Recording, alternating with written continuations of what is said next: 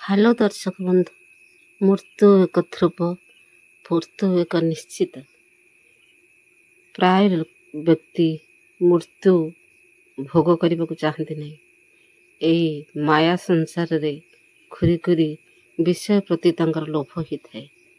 ଆଜି ମୁଁ କହିବି ଯେ ମୃତ୍ୟୁ ପରେ ବ୍ୟକ୍ତି କିପରି ଏବଂ କ'ଣ ଚାହେଁ ଏବଂ ଘରଠାରୁ ତା'ର ଲୋଭ ଯାଇନଥାଏ, ନିଜର ସମ୍ପର୍କୀୟମାନଙ୍କ ଠାରୁ ତା'ର ଲୋଭ ଯାଇନଥାଏ। ମୃତ୍ୟୁ ପରେ ଆତ୍ମା ତୁରନ୍ତ ହିଁ ଶାନ୍ତି ପାଏନି। ସେ ପ୍ରଥମେ ନିଜ ଘରକୁ ଫେରେ, ଯେଉଁଠି ତା'ର ଶବ୍ଦ, ହସ, ଅଶ୍ରୁ ଥିଲା ଏବଂ ତା'ର ପୁତ୍ର, କନ୍ୟା, ସ୍ତ୍ରୀ, ପିତା, ମାତା ସମସ୍ତେ ଥିଲେ। ସେ ପ୍ରଥମେ ତାଙ୍କ ପିତାମାଆଙ୍କୁ ଦେଖିବାକୁ ପାଏ, ତାଙ୍କ ଦୁଃଖକୁ ଶାନ୍ତ କରିବାକୁ ଚେଷ୍ଟା କରେ।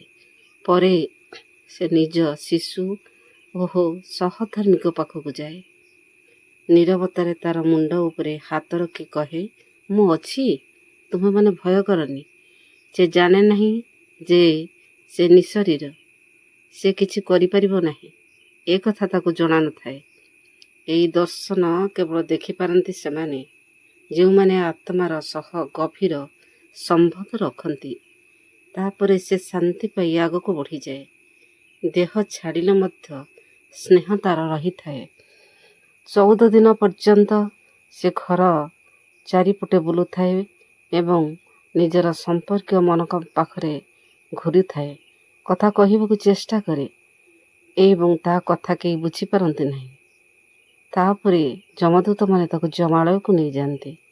କିଛି ଦିନ ପରେ ପୁଣି ସେ ନିଜ ଘରକୁ ଫେରେ।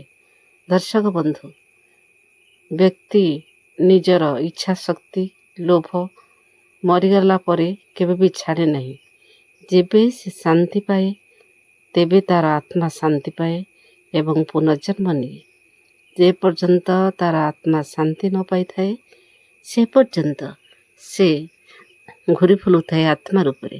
ଦର୍ଶକ ବନ୍ଧୁ, କିପରି ଲାଗିଲା ଟିପ୍ସଟି? ଯଦି ଭଲ ଲାଗିଥାଏ ତାହେଲେ ଲାଇକ୍ କରିବେ, କମେଣ୍ଟ କରି ଜଣାଇବେ ଏବଂ ଯଦି ନୂଆ ହେଇଥାନ୍ତି ତାହେଲେ ସବସ୍କ୍ରାଇବ୍ କରିବେ। ରହୁଛି, ଆର ଭିଡ଼ିଓକୁ ନୂଆ ଟିପ୍ସ ନେଇକି ଆସିବି। ଜୟ ଜଗନ୍ନାଥ।